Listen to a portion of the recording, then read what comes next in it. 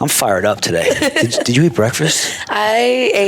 No, I did not eat breakfast. Are you serious? Yes. You're podcasting on an empty stomach? Yes. You I always get do that? nervous. Yeah, whenever I have interactions that involve face-to-face communication that's new, I cannot eat in the morning.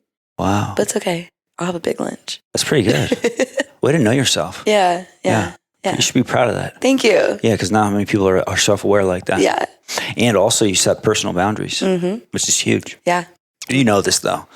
That's been the journey. Because you're intuitive. I'm trying my best. Yeah. Right? Intuition is, I feel like, the strongest aspect of my journey that I've been trying to cultivate with intention. Yeah. And like the journey of determining the difference between intuition and insecurity within your body.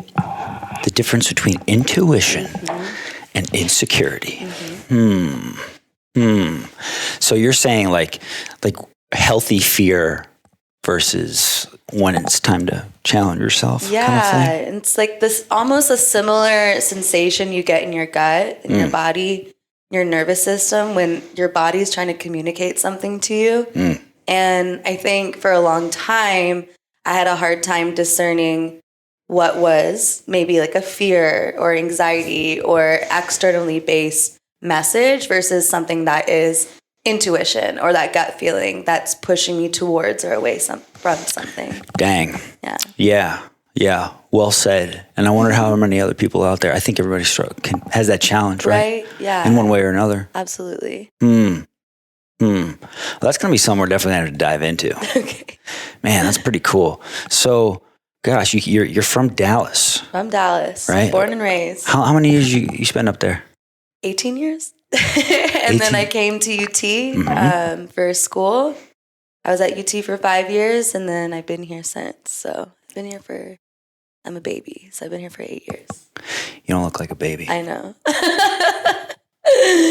5 years. 5 years. Welcome. I've been here for not much longer, 7, this month. Where were you before that? New York. Oh, nice. Yeah. My brother's out there right now. What part? He's in Manhattan. Yeah. He's little Wall Street. Yeah. Wearing a tie.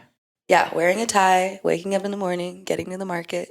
Drinking lots of coffee. Yeah, I'm sure. Does he make a lot of phone calls? I think so. Not to me, though. No? Dang. That's because he's so busy. He's so busy. He's immersed. Yeah. You know that New York City life. Wow. Okay, so yeah, you grew up in Dallas, 18 years, and then went to school at UT, just got out, and now, holy smokes, it seems like, because what you do now, I don't think they teach that at UT, do they? No. Yeah. No. My education journey was interesting. I was fully set on being a doctor my whole life. I finished pre-med, all the requisites and requirements for it. And then halfway through my time at UT, I dropped everything. And I was like, this is not how I want to serve people. And this idea of holding space, and those two words are really big for me, but this idea of holding space started coming up. And so I changed my major. I switched it over to human development and family sciences, and then did psychology and business minors, and got my yoga teacher training done, all in the same whirlwind of time. And I think what I learned in my time at UT was what I want to create is mine to create. That like energy that I want to embody and live within is here, and that's my journey to create. And so I graduated from UT. I'm currently getting my master's in clinical mental health counseling. And now I'm in this puzzle piece of a world that I've created in the mental health field, working with kids, and then doing the yoga. Yeah. Yeah. Yeah. So I noticed that you had said a little like you used the word maybe anxious or something like that when in meeting new people, and also tying that with learning about mental health and such. Yeah. So is it safe to say that you might are you challenged with things like that sometimes? Absolutely. Like, what does that stem from, if you don't mind sharing? Yeah, of course. I think that aspect of inner work is what has led me to this amazing life that I feel like I'm just blessed with. But I struggled a lot growing up with depression, with shame, with anxiety, with being bipolar. So there's like a lot of ebb and flows within my inner world and my inner experience. And during the transition at my time in college, when I was trying to figure out who I was, what I wanted to do, what I wanted to be, how I wanted to exist, I came to a very low space within myself where there was a lot of felt isolation, a lot of uncertainty, a lot of like stagnancy and stuck energy. And I think that my yoga practice is what helped me not just push that out, but move with it and move through it. And my mat, in a lot of ways, facilitated this connection to healing and working on my mental health and creating a safe space within myself using the tools of my body, my breath, and community. And it's something that to this day, I don't want to say struggle with, but I have pieces You're still on the journey. Yeah, I'm still on the journey. It's a never ending journey. Yeah. Yeah. But I think that is the fuel to my passion, my work, and what I want to hold space for other people as well. Yeah. Thank you for sharing that. Yeah. Yeah. Let's throw it way back. I kind of like to do somewhat of a chronological thing here. Okay. So you're in Dallas, and you've got bipolar tendencies and such. And what was the first time that came up in your life, to where people kind of said, hey, maybe something's going on here? Oh, yeah. Little Sonali. Honestly, at a very young age. So I feel like my mind had wise old soul. I feel like I was an old soul at 5 years old, where I was thinking and moving and questioning things in a way that made people a little resistant or like uncertain. And it was even specific examples. Yeah. So this is I don't know why this came to my mind, but it was in first grade. I would always wear these funky outfits. And so expression and embodiment, even at that young of an age, was something that was manifesting within me that I'm still to this day so strong about cultivating, especially within women, like this sense of being fully you and expressive and sensual and embodying it in a way that isn't associated with shame. So in first grade, I put together this outfit, and I remember it showed my belly button, like a little crop top. I go to school, and I was having a conversation with kids about like style and like how there's different ways that we can like show off our bodies in a way that feels good to us. And a teacher sat me down, and they were like, you can't wear shirts like that.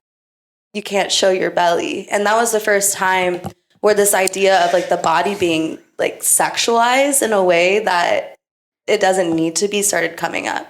And so that's like such a small example, but I feel like throughout my life, there were so many things that I did or the way I moved or how I lived that people questioned or put shame on or made it out to be something else.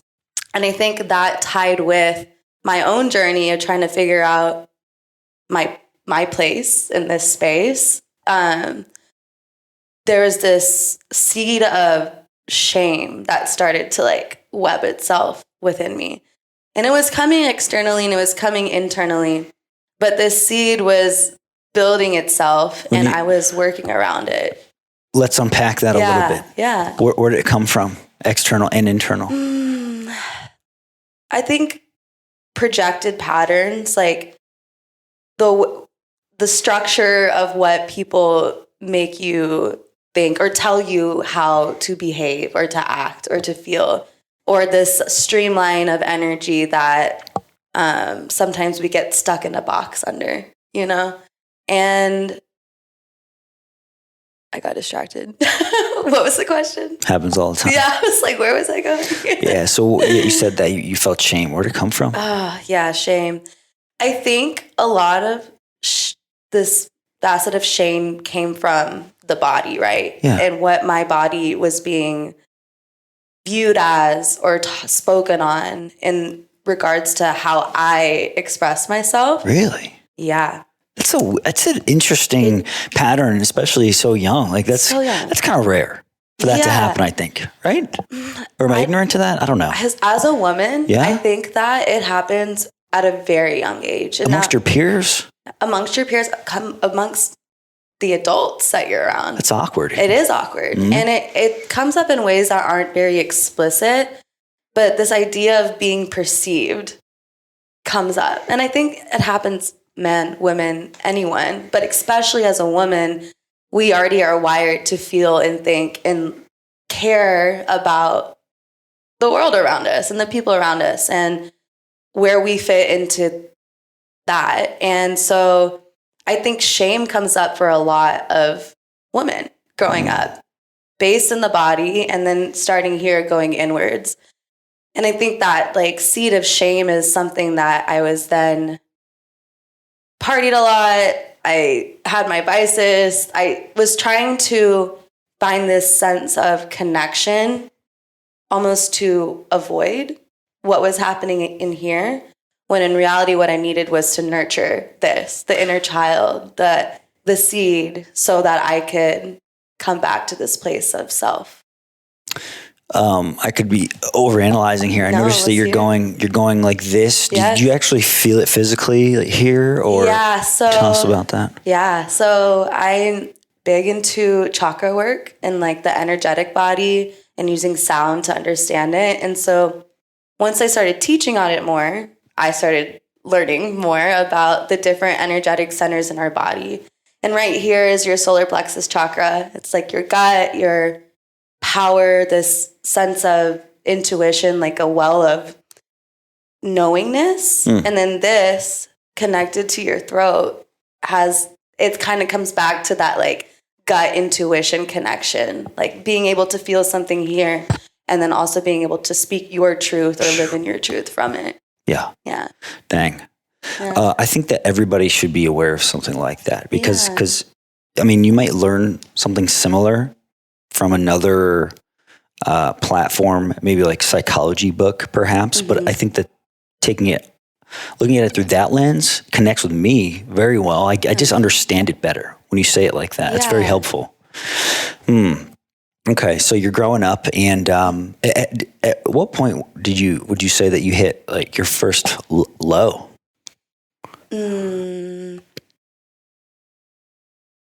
Probably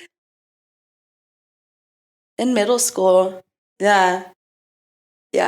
I got in trouble for something that I didn't do, and sure, that shame piece came up again, and it was the first time, not the last time, that the world was telling me that I was something, or that I was based on an action that was out of my control, right? And so when I felt this like imposed pressure of being seen for something that I know I'm not, I kind of went down like this. Yeah, you're probably like, what the heck's up with this? I don't know. Right? Yeah. That's where you're thinking to yourself. Yeah, absolutely. Yeah, right. So like confining, and it creates that piece of like conflict within yourself. Doubt. Yeah, doubt. Yeah. Doubt and uncertainty in yourself, because if the people around you are your mirror, right? A mirror, a form of a mirror. If this is what you're seeing looking out, how do you know what to like sift through within, right? And then my like ups and downs have always been manageable. I think before I had words for it, I was more just like, this is me. Like I would use that language a lot. This is just who I am. Like I feel things in extremes. That, right? Absolutely. Yeah.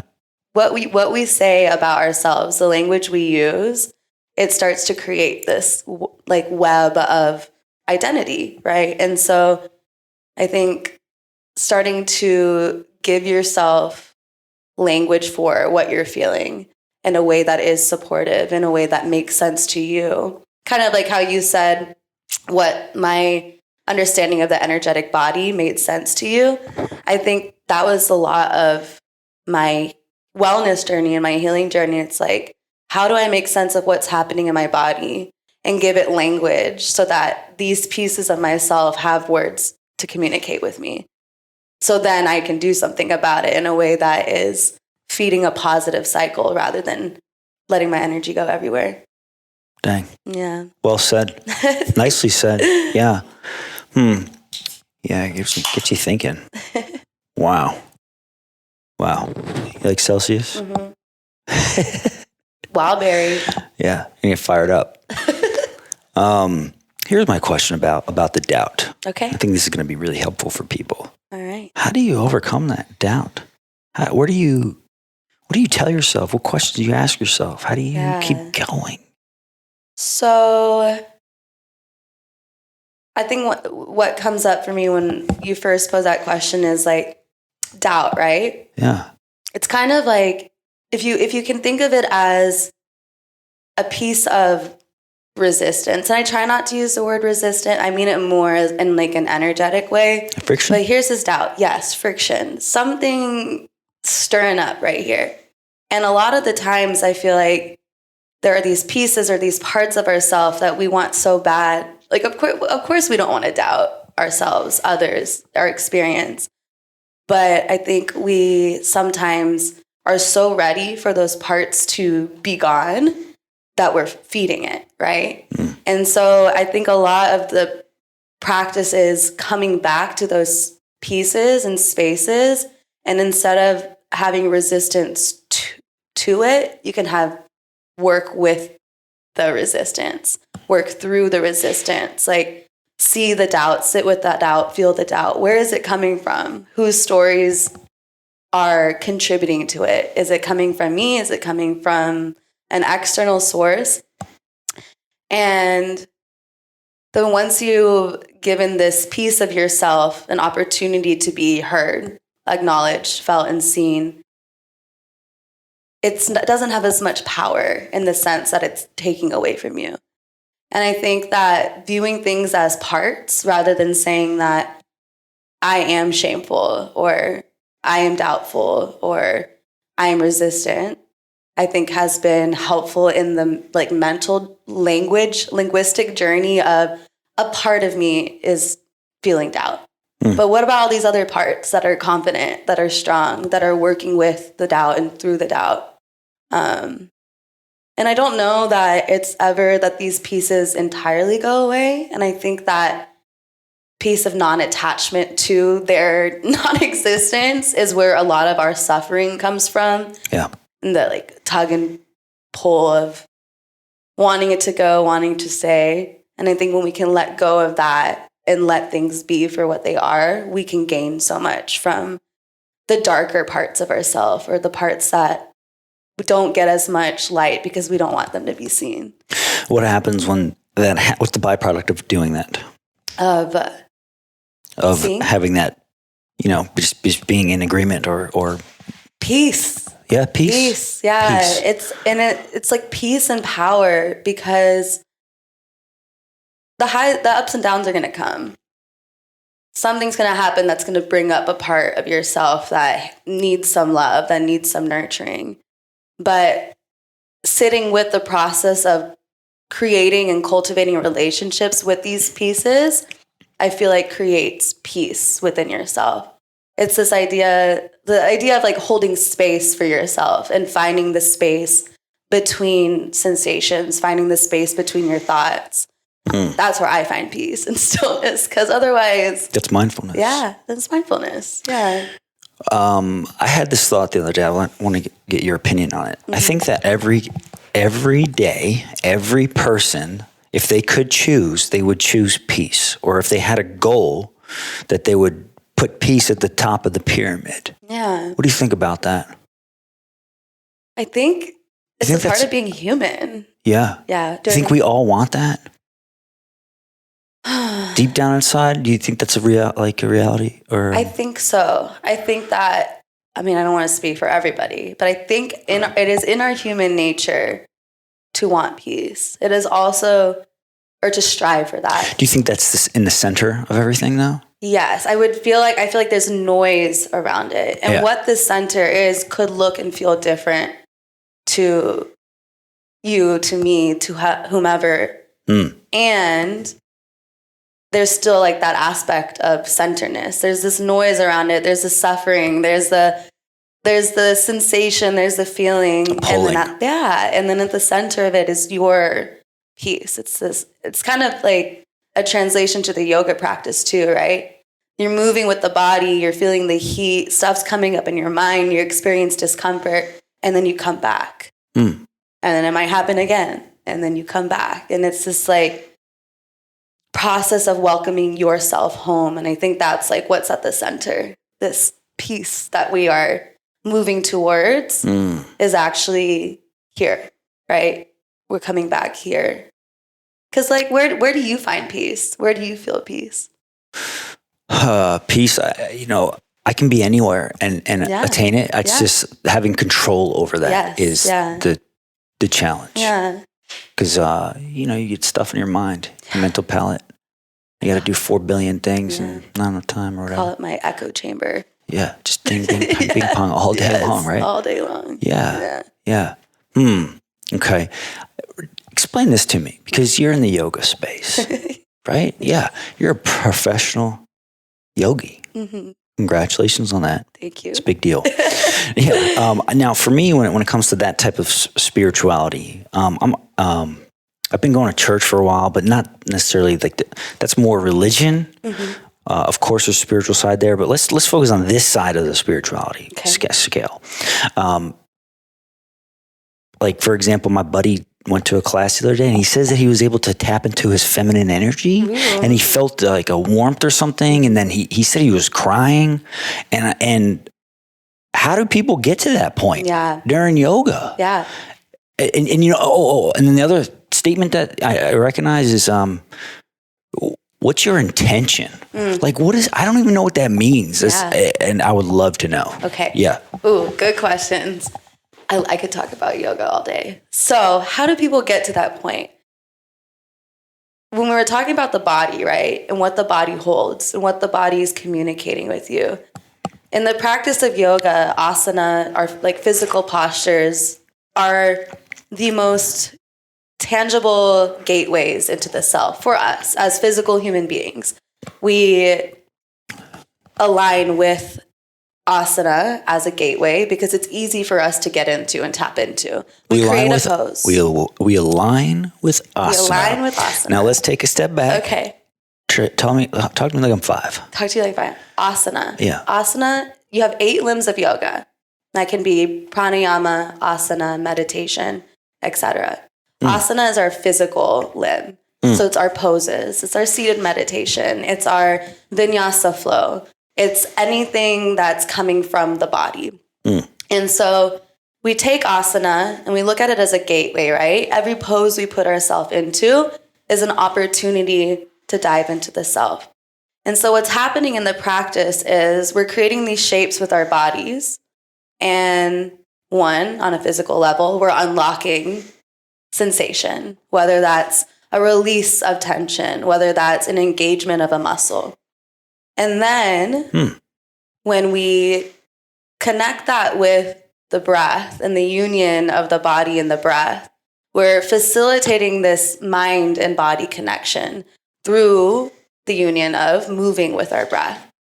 And I think what happens when people are able to facilitate this very deep internal connection within themselves is the opportunity to experience maybe discomfort in a pose, experience something new in a shape, and allow that to translate within. So our bodies, have you read our Body Keeps Score? No. Our bodies hold so much wisdom, so much knowledge, so much memories, trauma. Our body holds everything. And so on a physical level, we're getting the opportunity to kind of do what we want to do with the doubt, right? We want to sit with the doubt. We want to move with the doubt and through it. But now we're getting to do that within the body. And so when the body experiences a release, our minds also get to experience a release.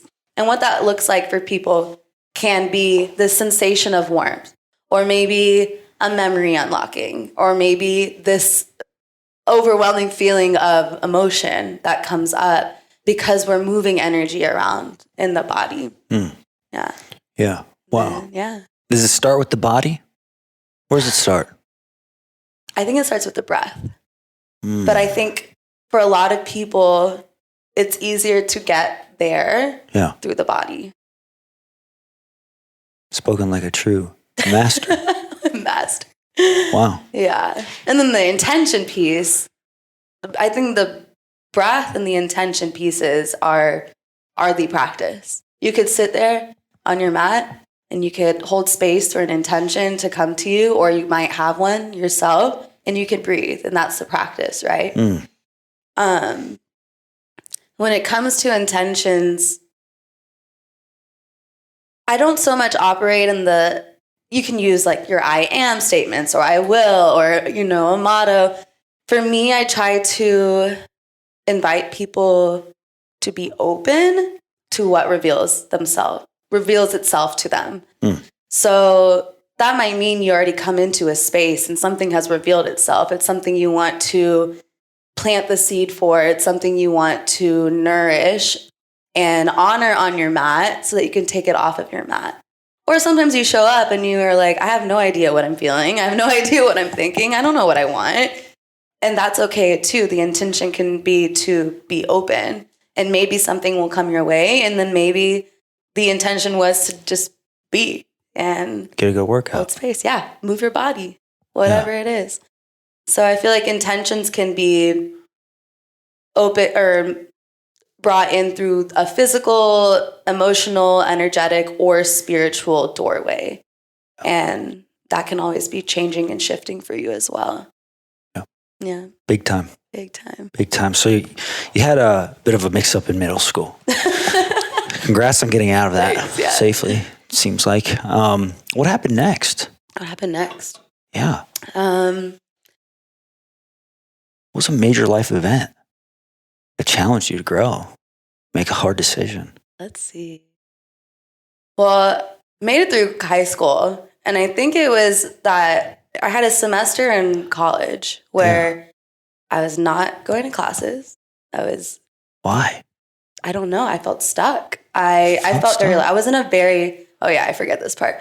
I was in a very toxic and abusive relationship. For the duration of my college years. Oh, romantic. Oh, yes. Okay. Yes. Okay. But yeah, that relationship. How long was it? It was 4 years on and on. Wasn't ever anything steady or consistent. There was a lot of stuff happening within it. All in college? Uh-huh. Or it started freshman year of college. Freshman year of college. You met somebody, you're pumped up. Yeah. And it was a rocky road. Rocky road. You seem to be lighthearted about it now. Now, yeah. Nice. I'm grateful for it. Yeah. It's what brought me to my mat.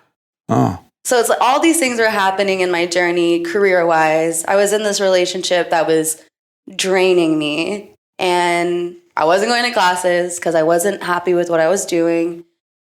I was feeding my body with drugs and lack of food and external experiences rather than giving my body what it needed to thrive and glow and be strong.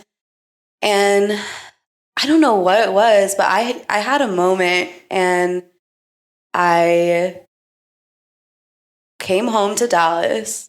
I told my mom, I was like, I don't know what's going on within myself, but I am not happy at all. And I went back to school and I put in the request to change my major. I was still in that relationship for a couple years before I was able to see myself out of it without falling back in. But yeah, I feel like that point of my life was this huge, it was like this peak moment of either sitting with myself and honoring myself, or continuing to take away from myself and the life that I deserve to live and create. And then teaching yoga from that point gave me the opportunity to I was still, I still had so much, I have and still do, imposter syndrome, to where I'm I'm a mess. I have stuff going on. We all are. Who am I to be holding space? But that act of holding space for others gave me the opportunity to do so for myself. So yeah. What was going through your head? Did you have a breakdown by chance when you went back home?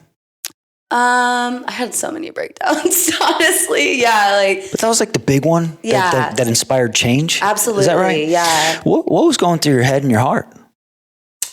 My head, a lot of noise. Like, nothing that I could even make sense of right now, but spinning. Yeah, just like cycle of energy. And my heart just felt so heavy. Yeah. You know? And I think it's like the word drained keeps on coming up for me because I felt like my life source was leaving my body. Yeah, it'll do it. That negative energy will do that. Yeah. And yeah, we owe it to ourselves to pick up our pieces and like to treat ourselves with love and respect and with honor. And I'm so grateful to have gone through my journey to get to this point where like I can say that and truly mean it. And I think that my hope is that everybody like gets the opportunity to go on their journey, to like find that adventure for themselves and like let it be messy and let it be sticky and crazy and fun and come back to themselves, you know? Yeah. It seems like you're making a conscious choice to be the light in the dark, so to speak. Yeah. Have you always been like that? Yeah, I think so. Yeah? Yeah, I've always been, well, yes and no. I've always been like, I love people. I've always been a floater when it comes to friend groups. I feel like I've always been the therapist, which is funny that that's what my career is about to be. But I've also been, I feel like, a little chaotic too. So, but the chaos I've learned to use in ways that creates experiences for people and for myself. In the past, I feel like it was a little, you fall into patterns that you fall into because they're familiar to you, right? Not necessarily healthy, not necessarily productive, but it's what you know. And I feel like for a long time, I was in this place of being in a pattern within myself, whether that is who I'm choosing to be around, what I'm choosing to do, decisions, right? Internally, externally. And then the first step is always awareness. And then you might live in that step for a very long time. And then it's choosing how to tend to this pattern, how to create a new one, maybe not a new pattern, but to break these internal embodied habits and patterns that we create that are feeding to a negative cycle within ourselves that are then affecting the people around you, you know? Yeah. Yeah. Yeah. Yep. Definitely. I've got a OCD. Mm-hmm. Yeah. And I always find it fascinating that how people more times than not, they talk about these types of things like bipolar, Tourette's, and OCD, and all this stuff, as if it's like this massive negative kind of thing. And I think that we need to kind of stop that. Yep. Because with every fray there is a fro, right? There's still good, and we need to. I think focusing on that good is very helpful. So let me ask you this: you might not have ever asked yourself this question. What would you say? What good comes from? Oh, it's so funny that you brought this up because I write a lot about the beauty of our mental and these I think that there is power in getting a diagnosis because then maybe there's validation in what you're experiencing. And then maybe there is a process of steps or support mechanisms that will help your journey within this. And I think that putting a label on things can be very limiting because I think then it's just a label, but there's so much beauty in there's so much beauty in having OCD. I think it's so fascinating or that your mind is structured in a way that it's a way of taking care of yourself and making sure that your space, your nervous system, this is what regulates it. For me experiencing bipolar, it's like I am so lucky to be able to feel the way that I do, to feel so intensely and fully and wholly and creatively. And I think for anything that gets this connotation as, oh, now you have this or you are this. It's another one of those. It's like a self-fulfilling prophecy kind of thing. Exactly. Yeah. Even I work with kids on the spectrum, and I work with kids with who have more neurodivergent needs, and even them at such a young age, I hear the language start forming where they're like, oh, well, I have this, so this means this. Yeah.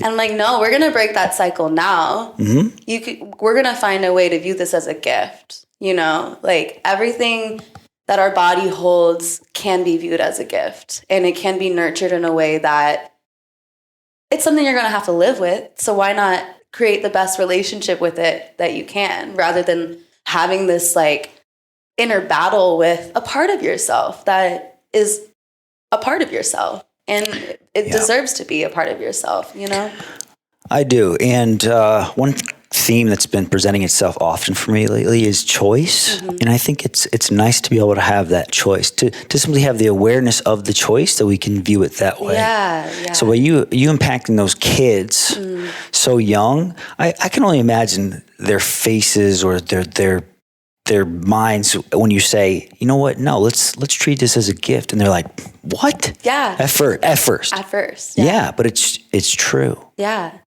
And I think that's the change that needs to happen more. And so people like yourself are doing a big service to people, everyone else. Yeah. I'm really grateful to be able to share and to create with little ones, big ones, everyone. I'm like, let's just all be on this journey together. Yeah.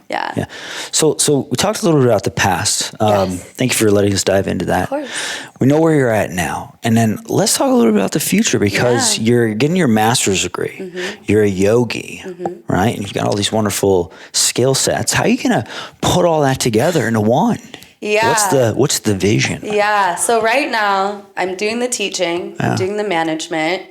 I teach social emotional learning to little kids and finishing my master's. So end game, big dream, is to have my own holistic and integrative wellness center where I work with other people, other professionals within the wellness industry, and basically have every possible modality of therapy or service or healing, from sound therapy to yoga therapy to physical therapy. To ketamine therapy. DMT therapy, which is getting improved next year. Yes. And so that way, I mean, it's not a one-stop shop, right? I think we all want support.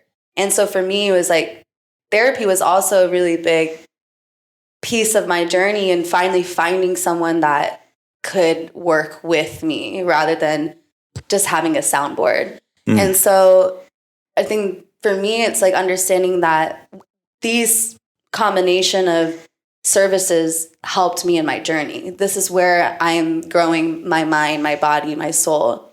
But it might be different for someone else. So my dream is to have a space where people can basically come and find the services or the connections or the offerings that will help their own healing journey. That's down the road. Sounds like business ownership. Yeah.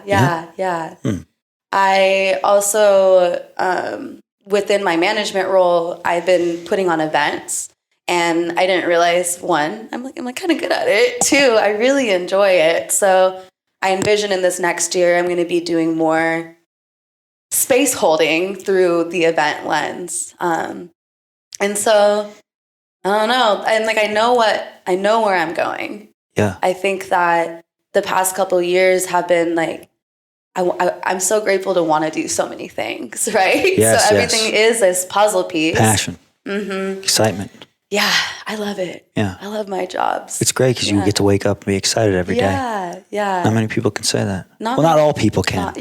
Not all people can, so that's a gift. Yeah, I've been having that kind of dynamic or that conversation come up a lot where, you just hear people who are not fulfilled or satisfied or content with their avenue of making money. And of course, you got to make money. I'm just so glad to have found a way to create a life for myself while doing something that just fills my cup. Yeah. Home run. Yeah. That's awesome. Nice work. Thank you. Thank you. What would you tell a younger you, a much, much younger you, if she was sitting in this room right now? Oh, man. I would say so many things.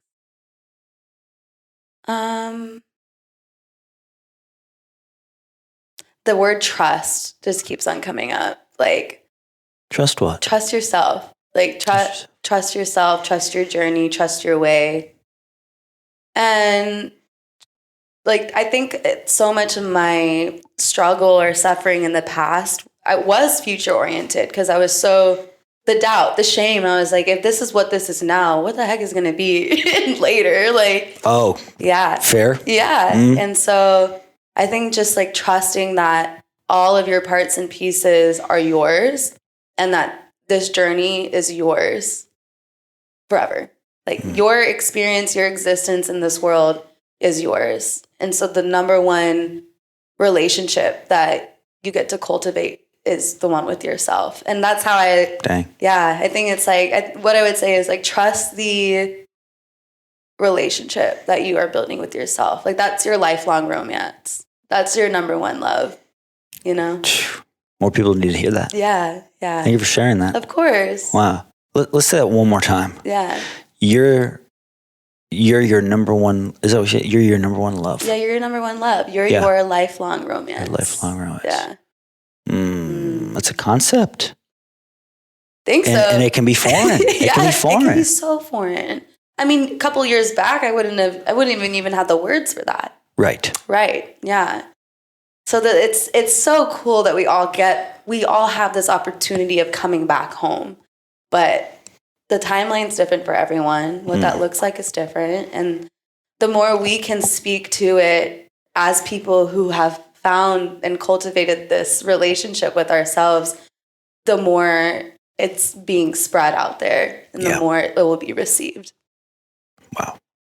Yeah. So definitely, the positivity, the power of positivity here comes up again. Yeah. It never gets old, does it? No, it's wonderful. Yeah. What would you say to your family and anybody listening to this in 100 years from now? What kind of messages do you want to leave with them? To my family? Anybody listening that you might care about. Okay. Yeah. My people, my community are like my oxygen. Whether that's my yoga family, my family, my friends, my students, like truly my people that I have surrounded myself with and who have supported my journey have been like my breath when I felt like I didn't have one. So like the love I have for my people is eternal, for sure. Wow. Yeah, it makes me emotional. Yeah. Thank you. Yeah. Thank you. Yeah. I always like to wrap up the episode with one question. No promises here. Okay. Yeah.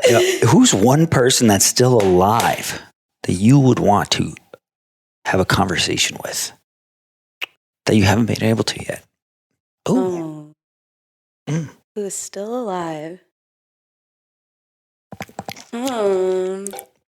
I've gotten Tony Robbins. I've gotten Oprah. Yeah. I've gotten John Mackey. Like now I all of a sudden don't know the names of any human being on this planet. That's how it goes. That's how it goes. They're all gone.